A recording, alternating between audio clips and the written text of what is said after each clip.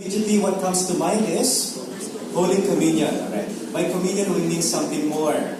Communion here is not about what we receive. Communion is a gathering, a community.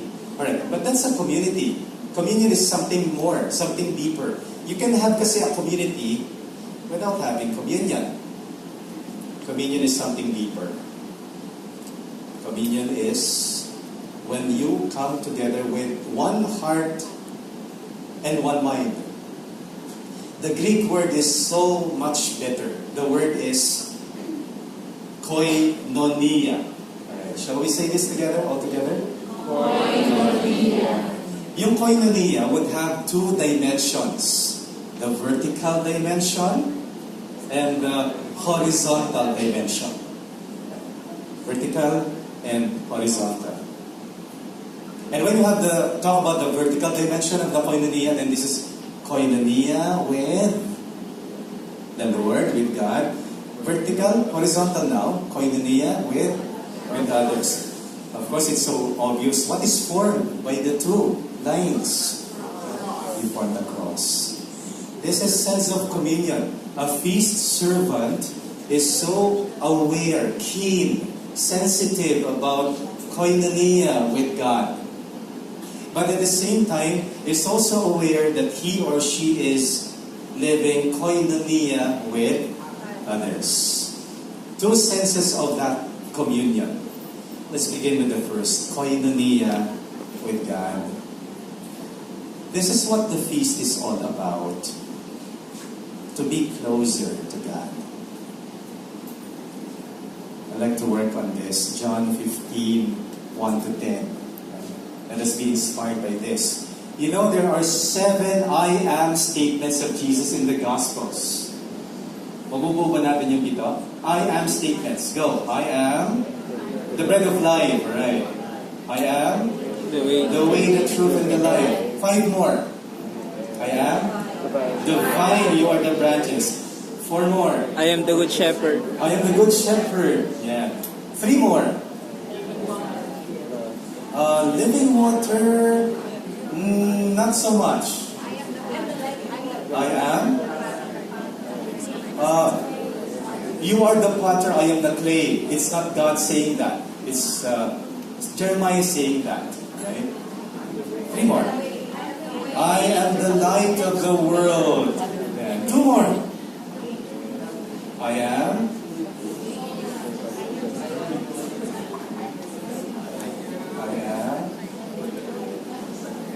Yung katabi nating shrine. Katabi ng I am the way, the truth, and the life. Okay, 2 more pa pala. Nakaka-5 pa lang tayo. 2 more. I am connected on way, truth, and life. Life. I am. Nasabi natin yung bread of life. I am the sheep gate. Very good. I am the door. Yun ang pinakamahirap mabanggit. I am the sheep gate. 1 more. I am the way, the truth, and the life, diba? Yung life. Partnered with something else. I am the resurrection and the life. Very good. Okay, so 7. The picture tells us what?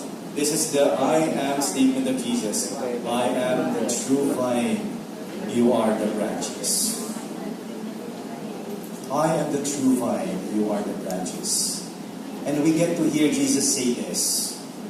He says, whoever abides in me and I in him will bear much fruit. Because apart from me, you can do nothing. I'd like you to look at 2 phrases in this statement of Jesus. 2 contrasting lines in this one sentence of the Lord. What are those 2 sentences, 2 statements, 2 phrases? The first is, abide in me. The second is, apart from me. This is what abiding in Him is all about. Look at the branch. If we abide in Him, This is the kind of life that we would live. We would be a branch that is so fruitful. A branch with promising fruits, fresh grapes. In contrast, you have apart from me. And this will be the picture of a life apart from the Lord. Apart from Him, we wither, we die, we fossilize. Kung tayo nakaugnay sa Kanya, mamumunga tayo ng sagana. Kung tayo kakalas sa Kanya, ikamamatay natin. A good question to ask myself now is, which picture represents my life right now? Am I this kind of branch or this one? The secret is there. I will be this one if I continue to abide in Him.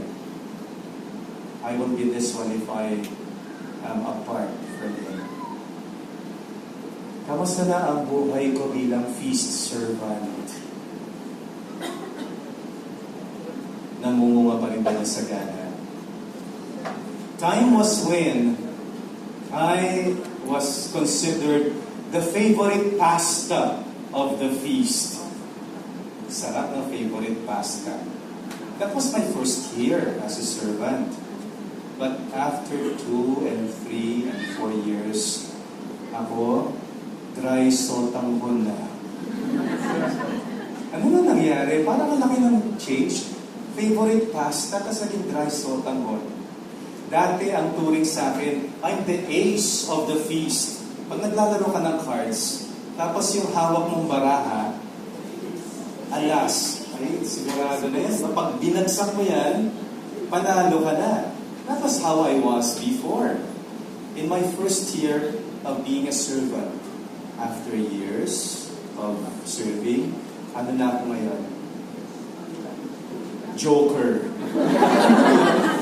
Pag binagsak mo, wala kang value yun, di ba? Nakakainis yung babagsak mo pa. Ano na nangyari? Dati, I am the flavor of the month. Wow. Now, I'm a frozen delight. Connected with our imagery, before I was offering to the Lord the fresh grapes of my youth. After years of service, now I'm offering dried prunes. Mas maganda sa Tagalog. Dati, nung kabataan ko pa, nung unang taon ko pa lang, iniaalay ko sa Panginoon, sariwang ubas na aking kabataan. Ngayon, tuyot na pasas. What has happened? Bakit parang nanlamya, nanlamig, nanlata? Bakit nawala na ng gana? The answer is there. Connected with Him, I bear fruits. Disconnected from the Lord, I die. I cannot do anything without the Lord. All together, please. Bearing fruit will naturally happen as long as you are connected to the Lord. You know, for me, the most beautiful word in that sentence is this word, naturally. Bearing fruit will naturally happen as long as I'm connected to the vine. And the vine is not something, it is someone. As long as I'm connected to the Lord, I don't have to worry about bearing fruits. It will come naturally. I don't even have to exert so much effort. Because it's not about me. It's about Him. Sobra akong mamumunga ng sagana hanggat konektado ako sa Kanya. Pag ako kumalas sa Kanya, kahit anong pagsusumikap ang gawin ko, I would fail. Without me, you can do nothing. I'd like to show you a selfie of a feast servant who has learned the value of remaining connected to the Lord every moment of her life. You want to see the selfie? Here goes.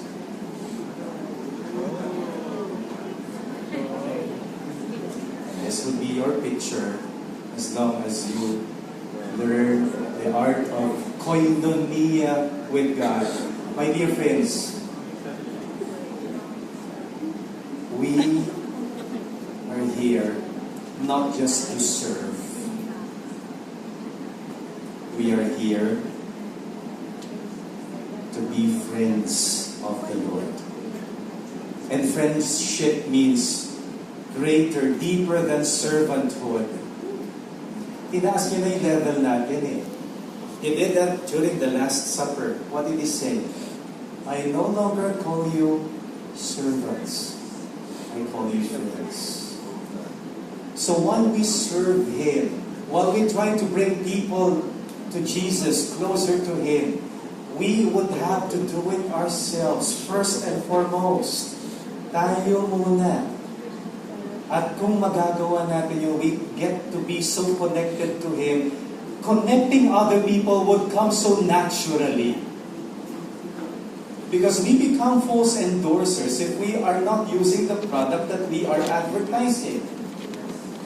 Help me out with this. Who was the number one endorser among the female celebrities before? Chris Aquino. Before Chris Aquino came to be number one, there was somebody else. Sharon Cuneta. And what was she endorsing? Usually, what kind of stuff would she endorse? Food. And it's not difficult to see why. Basta pagkain yan, ay Sharon Cuneta kunin mo. Why so? Bakit? She loves to eat. Totoo yun. Yung pag nag-endorse siya ng McDo, burger, and she does things like, moves like, di ba, ganito? You think theatrics lang yan? It's coming really from the heart. She's enjoying every bite of that McDo burger. Alright, here's something factual. They were to take, she endorsed this ice cream, Selecta ice cream. They were preparing the set. She was given the pint. Alright, hold on to this for practice. Nung sinabi ko, okay, ready? Ready for the take. Alright, they could not take. Ubus na yung Selecta ice cream. Pinahawakan lang yan. Ha? She could not resist. Now we're not putting her down. She knows that. She loves to eat. Okay. Isa lang ang hindi niya in-endorse na pagkain. Super fairy. Ano yun? Super fairy. Connected pa rin naman, di ba? Sakay na! Okay. Bakit hindi na si Sharon Cuneta? Hindi na raw kasya sa screen. Daw.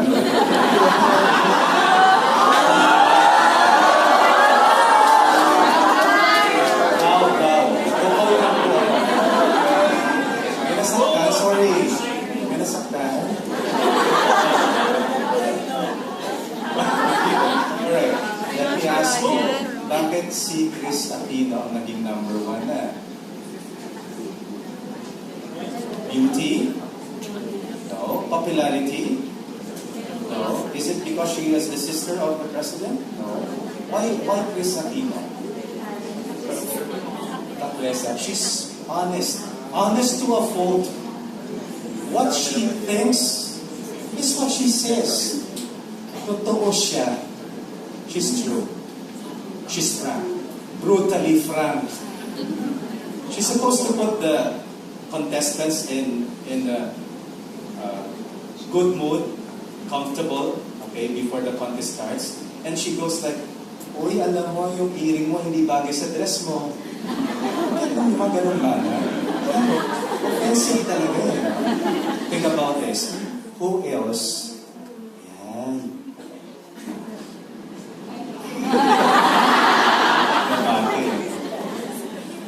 Who else could face national TV and admit to the whole country that she is sick with the sexual disease passed on to her by a live-in partner. Isa lang ang makagawa niyan.